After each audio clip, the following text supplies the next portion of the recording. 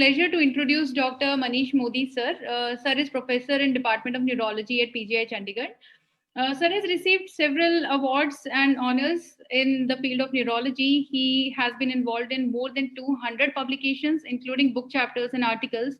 And he is a renowned member of several professional bodies, including American Academy of Neurology and Indian Academy of Neurology. His special area of interest being in tropical neurology, especially CNS infections, which brings us to our topic of the next talk. That is how to treat how to manage difficult to treat CNS tuberculosis. So handing over to you, sir. Uh,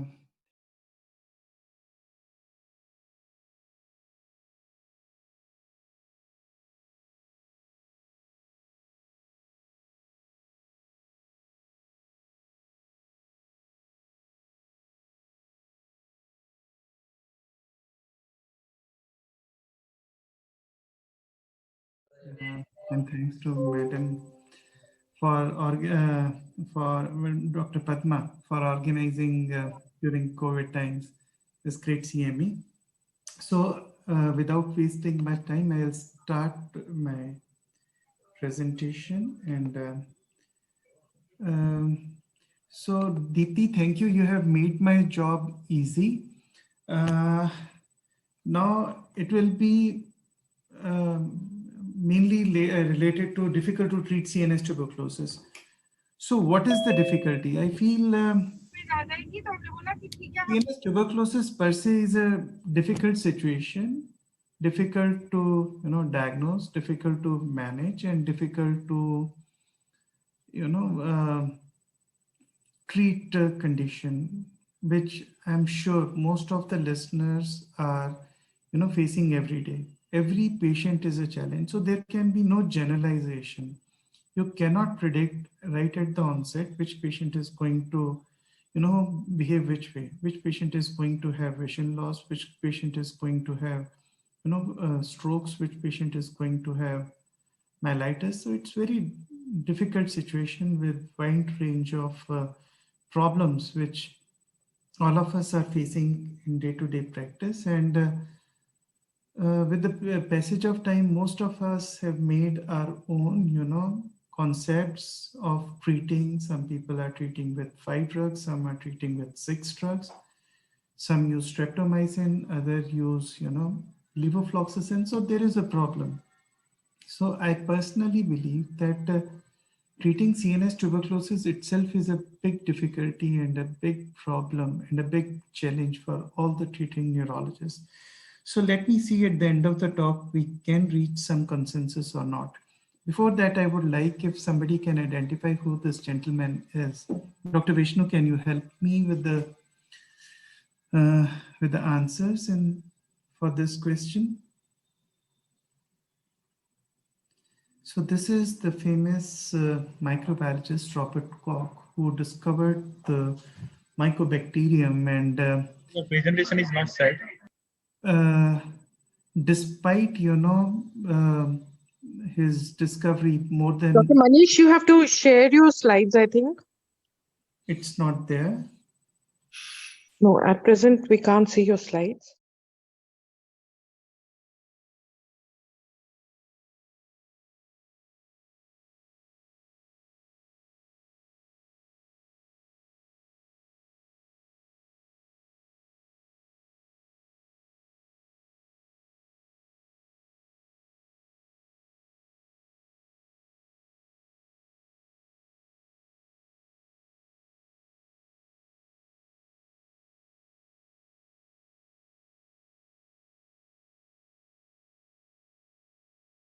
This is Robert Koch, the famous microbiologist who discovered it more than 100 years ago, but still the mystery of mycobacterium cannot be unveiled even today also. Why? Mycobacterium per se has a big genome of its own, has various genes which are contributing to its resistance, and there are various varieties. We have got our Indian Delhi variety, we have got a Chinese variety, and the resistance to various drugs depends on the genotype of the microorganism. So still we are unraveling this mysterious microorganism which was described a century ago. So coming to the problems which we face in tuberculous meningitis and why is it difficult to treat. As Dr. Deepti had already mentioned that any patient with fever of more than 1 week as per pediatric population or more than 2 weeks with headache or features of meningism should be thought of as a case of tuberculous meningitis. But it is more on paper than practical.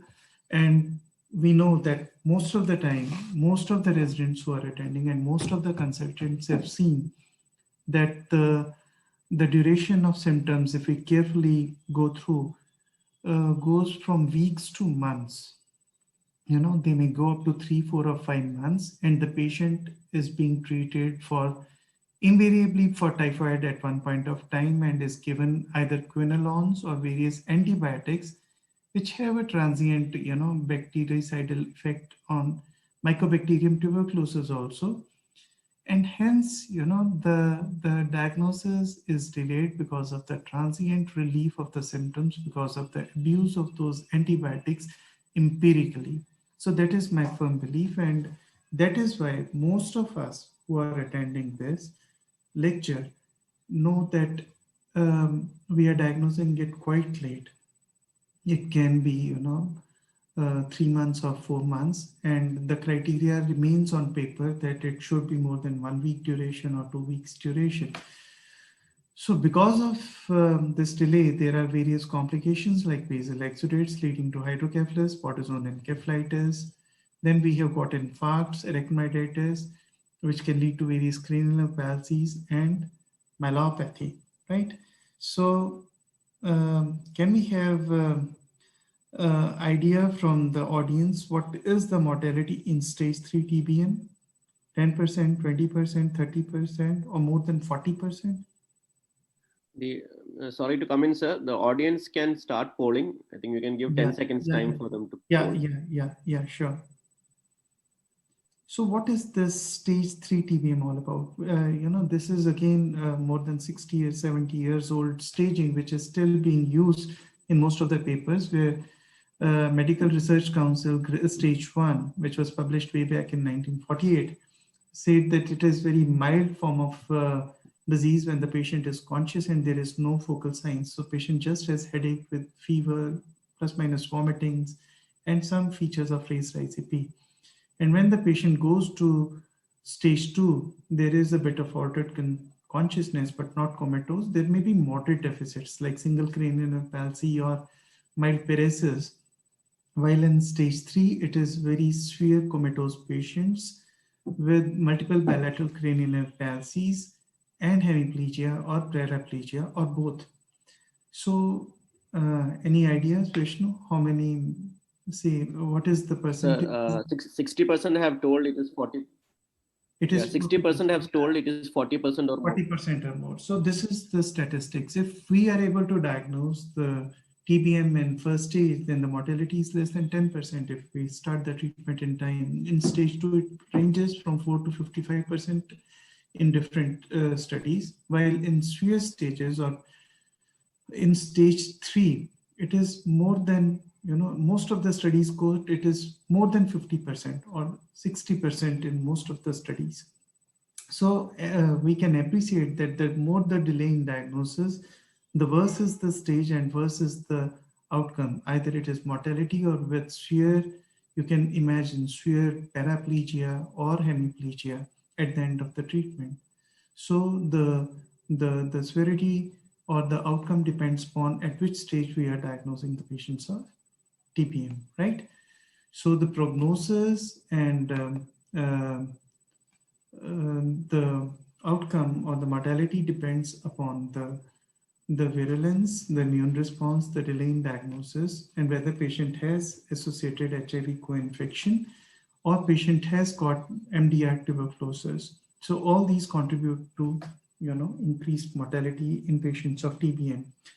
What we have seen in our retrospective analysis, most of the patients who had MDR-TB or who had XDR-TB, because they were not diagnosed in time, they usually died within first week of presentation to PGI in the emergency. Right, and despite starting ATT and steroids, they usually come in stage 3 and they die rapidly despite starting treatment. So retrospectively, once we cultured them, their CSF, we found that most of them who died had MDR tuberculosis. Not most of them, many of them had MDR tuberculosis. I'll be sharing the PGI data on the same.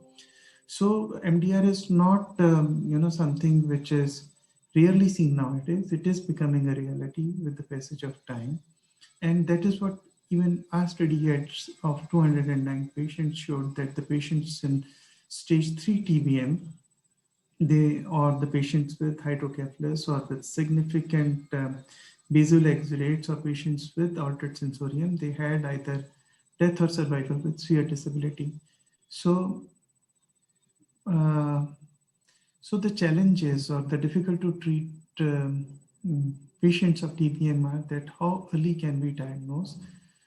And the second problem which most of us are facing is the treatment regime and the duration. The third is the tuberculomas, where we have persisting or paradoxical increase in the size of the lesion.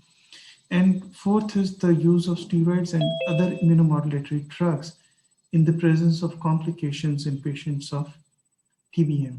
So I'll be covering one by one the problem areas only, or difficult to treat patients. So how to diagnose TBM early? Dr. Deepti had already discussed about the whole just criteria, but I would like to re-emphasize once again that if there is a suspicion, strong suspicion, and you are not getting good results or confirmation from CSF, or it is ambiguous, then it is always a good idea to, go for evidence of tuberculosis elsewhere. And in our study, we have shown that it is more than 70% of the patients do harbor some kind of a pulmonary tuberculosis, either it is lymphadenopathy, pleural effusion, some kind of a consolidation. So it's a good idea to work up a patient of TBM who is not straightforward to go for a CCT of the chest and abdomen to look for evidence of focus elsewhere in the body. And we have other solid data to say for the same. And of course, the clinical response to ATT is a good idea, but it takes time. But first and foremost is that we have to rule out, other causes of chronic meningitis, as Dr. Deepti already told about ruling out cryptococcosis, lymphoma, other malignancies, or neoplastic infiltration, then fungal infections. So it is always, most of the time, short of, diagnosis by showing the bacteria actively, either by a PCR or by, GeneXpert or by ZN staining. We have to look for ancillary diagnosis by using other diagnostic tests like CT chest abdomen. At times we, have to do whole body PET scan to find out the evidence of tuberculosis elsewhere in the body, and I'll show some examples of the same. And it is always by the combination of these that we are able to reach the diagnosis of TBM. The smear examination had a very poor sensitivity. Culture takes 4 to 8 weeks.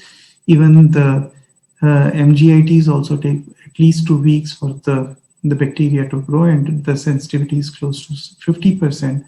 And ADA, values of more than 10 are not, recommended as per the international guidelines. Then PCR has a specificity of 100% and sensitivity in good, well-controlled trials of more than 90%. Even our institute has a sensitivity of more than 85%, but it has to be in a very well-standardized lab, and such facilities are not present in the normal, setup.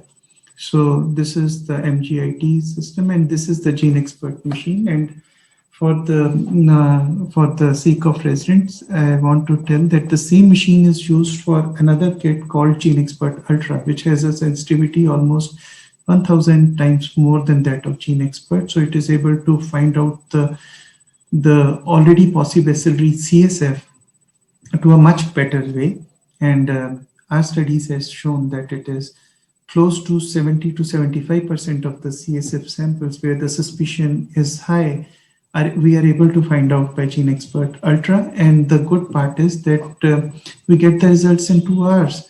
So it is not to rule out TBM, but it is to rule in TBM. If it is positive, then the comfort level of the treating physician, of the resident, of the treating team is much higher. And at the same time, we are also able to get in many patients, I will not say in every patient, but in many patients, the rifampicin resistance also, so that we can plan our treatment regime accordingly, right?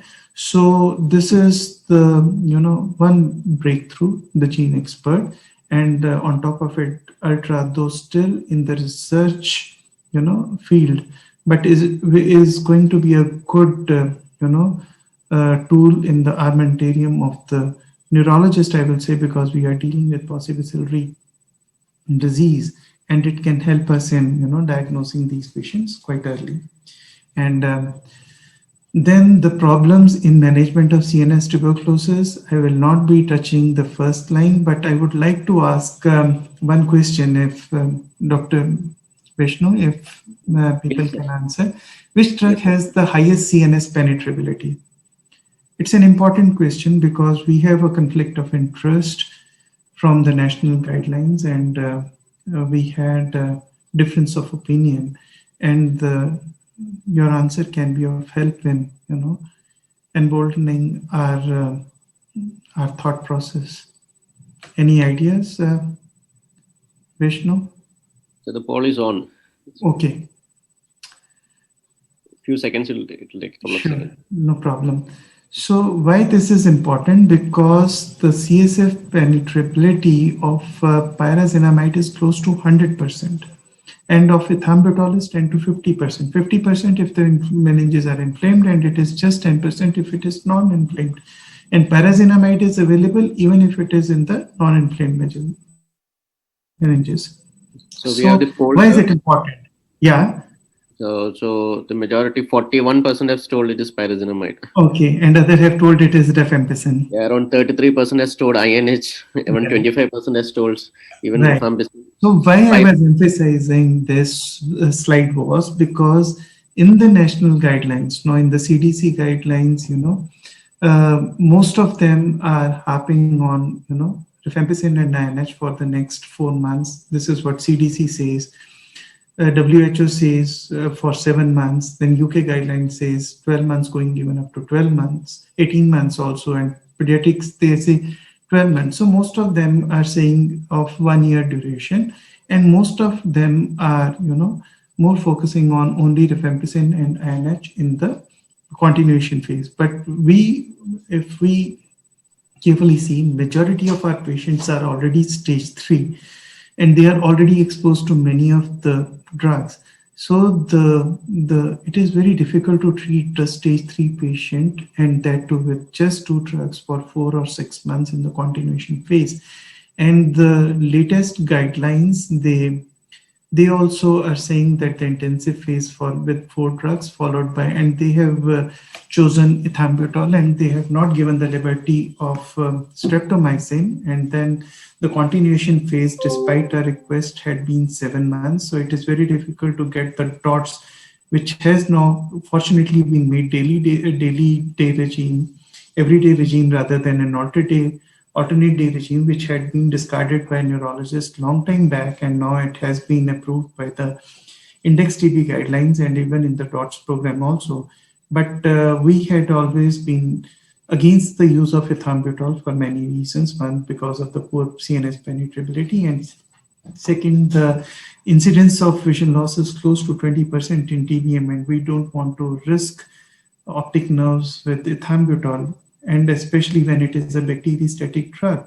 And we had asked for at least 12 months, so which had not been followed up in the Index TB guidelines and nor in the DOTS program. So this is why it is difficult, because patients are not able to afford the regime, and continuing with rifampicin, isoniazid, and ethambutol in the continuation phase is a big challenge for the neurologist to prescribe any given patient in the management of TBM. So it's a big problem. So as I was discussing all the problems in managing TBM, this is a major pain in our neck to follow DOTS despite our stiff resistance and using ethambutol in the continuation phase. And there is no way to take it away from that. It is 1, 2, or 3 or 4 tablet pack where all these drugs are combined. So it's a big of problem. So we have to change the regimes and ask the patient to continue pyrazinamide with rifampicin and INH because of the properties of pyrazinamide. One, it is bactericidal, it penetrates CNS well and can act well on persisters and help in eliminating even the dormant bacilli also. So there was a strong point for CNS tuberculosis for the use of these drugs, which was discarded. So anyway, so this is another problem which we had been facing. Then other is that we are using the extrapolated regimes of pulmonary tuberculosis, and people world over had been using various regimes. There had been a great proposal for use of linezolid because of its high availability in the CNS and its good bactericidal activity. Then people are using very high doses of rifampicin in the intensive phase, and then people are proposing to use quinolones in the intensive phase rather than ethambutol and streptomycin. But because they are no well controlled randomized controlled trials, so how long will it take to see the light of the day? But based on individual I will say experiences, people have started introducing quinolones and linezolid at their own level in the management of CNS tuberculosis. I understand it is strong, but when a patient of stage 3 is dying in front of our eyes, it becomes at times difficult to stop using the second line drugs for the rescue of the patient, especially when we know that the first line are not going to yield the kind of response we wanted, right? So it is debatable. So again, it is a problem, so I'm discussing it here. But one of the studies did show that high dose of IV rifampicin with moxifloxacin had been, quite efficacious in improving the outcome of patients. The survival benefit in patients with severe disease was much better with this regime. So there is a scope of, adding high dose rifampicin, and few trials are already going under the Wellcome Trust, where people are using high doses of rifampicin with or without even linezolid in the dose of 1200 milligrams per day in the intensive phase to improve the outcome in these patients. Mind you, most of the mortality is in the first month or so. So we have to hit hard this disease, which penetrates the CNS and causes very high mortality. And we cannot just at times wait for the simple drugs to work, right? So there is much in store, but it may take 2 or 3 years for the guidelines to change world over for the management of TBM, because we are using age-old regimes, 20 years old, 25 years old, extrapolated from pulmonary tuberculosis, and we are not getting good results because the mortality still is 50 to 60% in stage 3. But if we are more aggressive, then this can be, really improved. So now I'll stop depending upon the time. There is already Deepti had made my job easy, but I would still like to ask from the audience, based on her talk, what is MDR tuberculosis? And then what is XDR tuberculosis? I would like, Vishnu, if people can answer this. In the meantime, I will straight away go to the regimes which are being followed for MDR and XDR tuberculosis.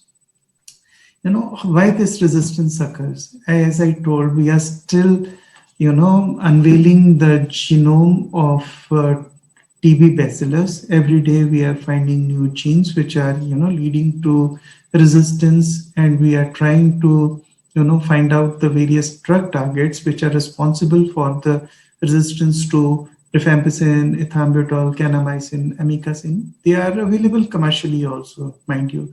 And then there are mutations in the mycobacterium which are unable to activate the prodrug, the INH or pyrazinamide. There are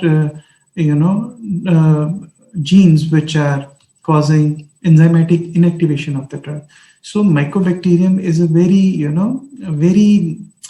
tough microorganism which is intrinsically resistant to many antibiotics, either because of the low permeability because of its mycolic acid, then it has got various efflux pumps, and then presence of these chromosomally encoded resistance genes. And there is a whole list of resistance genes available on net now to which can identify the genes. And based on the newer PCR diagnostic modalities, if we are able to find out by PCR, we are able to detect the M. tuberculosis, then we have ways or means from the cultures to find out the drug resistance based on these PCR based assays, and they can be available in 48 to 72 hours also. And we have done this kind of study even in PGI. I'll not be discussing second line drugs, which already have been discussed by Dr. Deepti about the newer drugs. A bit about, I'll come back to this continuation phase and other phases later on. I'll just like to apprise the audience of the the problem of tuberculosis. It accounts to approximately 3.4% of the new cases and almost 15% in retreatment cases. And PGI data shows, this is in press, we have recently submitted it, that close to 8.6% isolates were resistant to isoniazid, 1.3% to rifampicin alone, and 12.58, 19 of the 151 samples which we could culture in the last 10 years were multi-drug resistance, and it's a reasonably high rate. And it has increased from 7.14 to 16.66 at the end.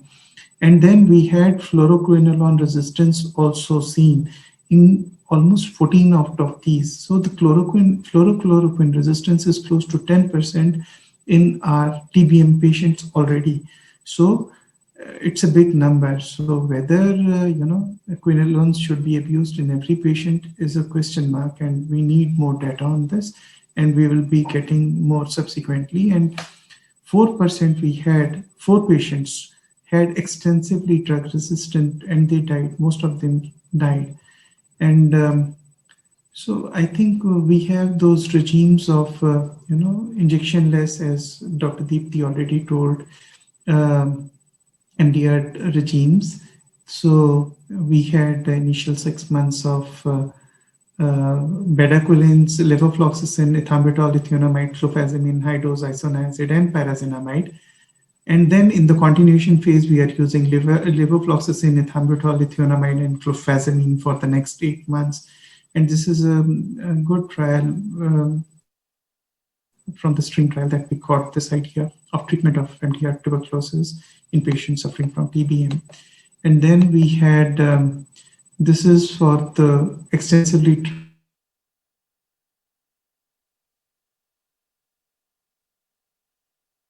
CLOV, and linezolid is used for the initial 6 to 12 months and followed by stopping capreomycin. Rest all are used in the continuation phase.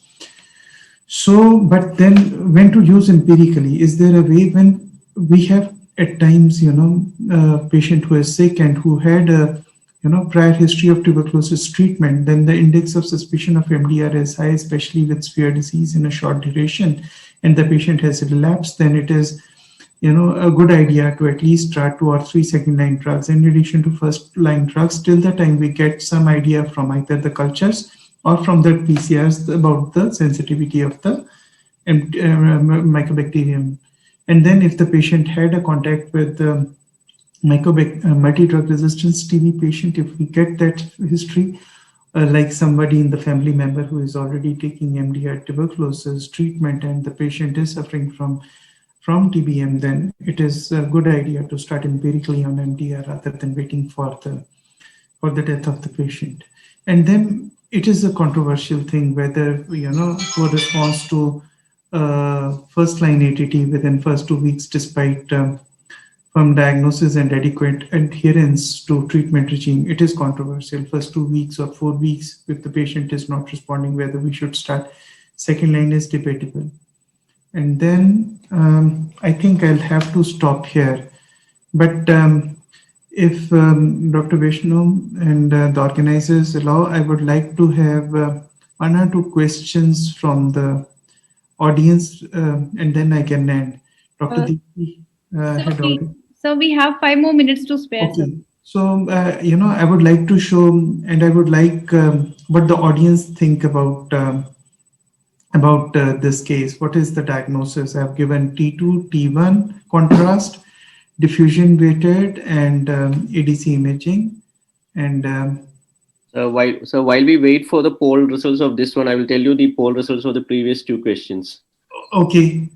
Okay, more than I think more of first question of what is MDR-TB, I think more than 80% has told that it's resistance to 2 drugs.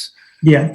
So it is isoniazid and rifampicin that we call it MDR tuberculosis. And what about XDR? What is the concept? Yeah, we gave 4 choices. A was resistance to rifampicin and isoniazid. B was resistance to fluoroquinolone. C was resistance to injectable aminoglycosides.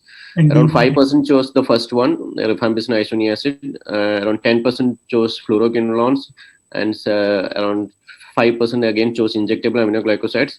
Close to 80% have chosen all of the above. So the take-home messages are, quite loud and clear from the 2 lectures that the MDR tuberculosis is rifampicin and isoniazid resistance, which is becoming quite rampant now, and extensively resistant tuberculosis is when we have resistance to fluoroquinolones and injectable aminoglycosides in addition to rifampicin and isoniazid. And they are really difficult to treat patients. And we have already discussed the treatment regimes for the same. So we have the results of this poll for the MR images of this 70-year-old man with history of recent vertigo and dysequilibrium. Nobody has voted for tumor, obviously, because it's your talk. I don't think they are expecting you to put a tumor here. Right. So metastasis is 5%, tuberculoma is 41%, and abscess is 52%. Okay. So what about this one? If people can be quick about it. We are starting the poll. You should give 10-15 seconds to that. Sure.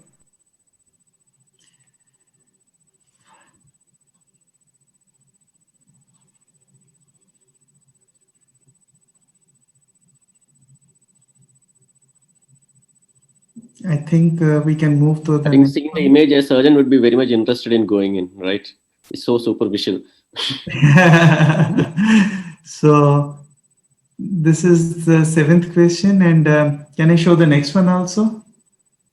Yes, sir. You can show this. So you have the answer for that. That also, tuberculoma for last question also, tuberculoma 31% and abscess is 56%. Around 12% has told is tumor for your question 7. So I'll get back to these again, and I'll conclude after that. And what about this? With the. Okay, so just give us 10 seconds.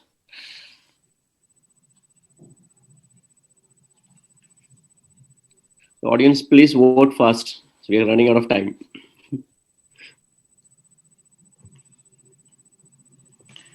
Okay, so tumor, metastasis, tuberculoma, abscess, and I think if you have one more question, so you can put that also. Yeah, this one also I want so that I can finish it off. Finish it off, yeah. So question 8. For question 8, we have 80% tuberculoma and 20% abscess. Okay. We are waiting for question 9.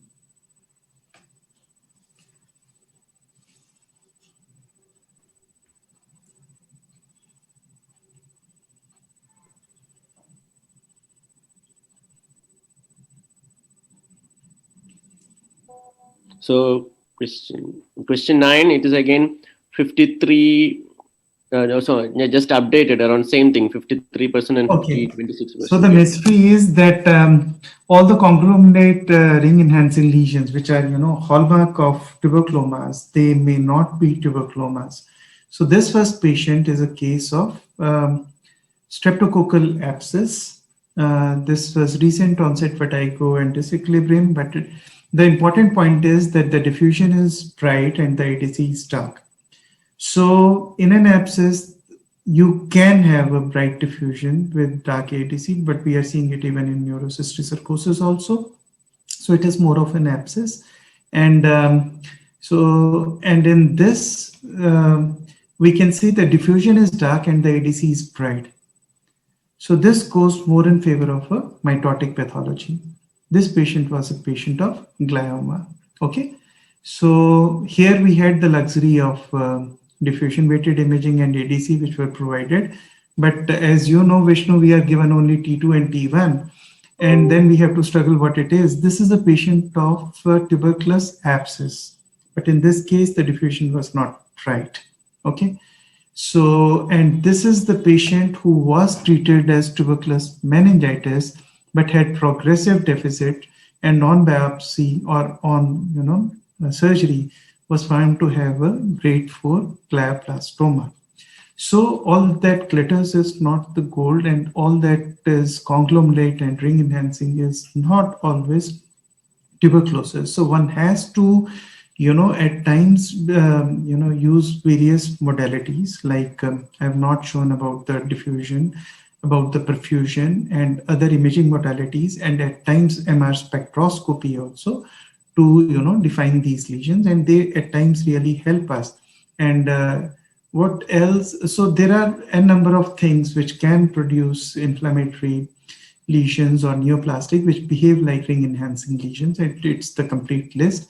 Of late, we did one study of, this is my last slide, last title for the residents. At times I told that we may need CT or even at times PET, where we were able to find in more than 95% patients of CNS tuberculosis, either it is tuberculomas or TBM. There was evidence of tuberculosis elsewhere in the body, like in this patient, we could see the hilar and the lymph nodes in the chest, and on treatment, they were disappearing, and so was the CNS lesion also. So at times it helps. Now this was another female who had ring enhancing lesion here as well as here. If we can appreciate, this is the flare. We can see a small lesion here, and there is a small lesion in the temporal lobe. She had history of fever and off and on, and she had headache with the focal seizures. So, but we started her empirically on ATT, and that time our project was going on. We did a PET scan also. I'll show that. And but despite on ATT, after she started developing focal neurological deficits, this was the PET scan which was done initially, and the PET was absolutely negative for any evidence of tuberculosis anywhere in the body. So there was a red flag, but it was still not standardized. We had not analyzed our data, and subsequently this patient underwent surgery, and the diagnosis was glioma. So at times we have to use modalities if they are available with us to prove or disprove our diagnosis of CNS tuberculosis. And tuberculomas are great mimickers. They can mimic like tumors, but then biopsy at times is the final answer, or you are able to find out evidence of tuberculosis elsewhere in the body. So I think I'll stop here. The major problem area was diagnosis of tuberculomas. The other problem areas do remain the treatment and how to manage these patients, how long to do the that is the talk in itself. And then there are problems of complications and how to manage those. Maybe I just wanted to show one last case, and that will give a food for thought to the residents and to the listeners. This was one girl who presented with vision loss, and everyone can appreciate that from April there was a paradoxical response, and there was thick exudates, which everybody can appreciate in the optochiasmatic region, causing the vision loss and the rapidly progressive vision loss. And so this patient was given something, and we can appreciate all those have already disappeared, right? So we are using a drug called thalidomide in a couple of the patients where we are getting paradoxical response and getting some good results, where we have postulated that, and as per the literature, that it is suppressing the TNF alpha, increasing interferon gamma, and reducing interleukin 12, and help in reducing. It doesn't totally abolish TNF alpha, but it reduces the toxicities related to overproduction of TNF-alpha and improve the outcome, especially in patients who are suffering from optochiasmatic arachnoiditis or spinal arachnoiditis. I think I stop here, and if there are any questions, we can take them up. But thanks, Vishnu, for making it a bit interactive, and thank all the audience for actively participating in my talk. We can have a question or two if there are any, Dr. Anu, Dr. A big Priyanka. thank to you, sir, for a fantabulous talk. Your talk was a journey which took us through the allegory of tubercular meningitis. It was simple, lucid, and comprehensible. Sir, as we are running out of time, I would ask only one question, sir. Yeah. The question is, if a patient has clinical symptoms and CSF and imaging is evident of tubercular meningitis, he started on ATT, but he is not responding. What would you recommend as the next step? First is that we are sure that we are dealing with tuberculous meningitis only. We are relying too much on lab, to find out the kind of organism and its resistance. So we have to see how long it is taking for the patient to respond. If the patient is deteriorating in front of your eyes after starting steroids and ATT, then probably the index of suspicion of MDR is high, and it's a good idea if the patient is going down and the diagnosis of TBM is almost confirmed or is quite probable, then it is highly recommended that we may empirically start on 2 or 3 second-line drugs till the time we wait for the cultures to come up and show us the results of MDR tuberculosis rather than losing the patient. Very much, sir. Now I would like to request Dr. Priyanka to take over. Thanks a lot, sir, again. Thank you. Thank you, Dr. Anand. Yes,